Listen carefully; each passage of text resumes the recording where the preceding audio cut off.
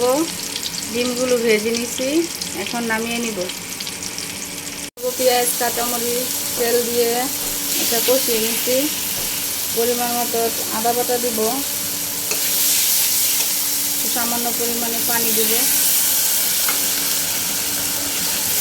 হলুদ মরিচ দিয়ে দিব,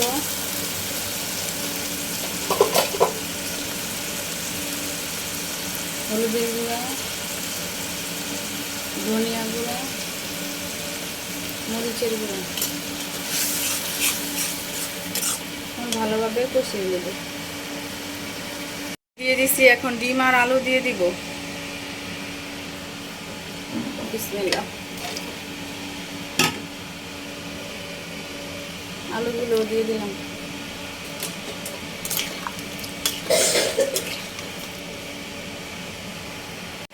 রান্না করা শেষ, এখন নামিয়ে নিব।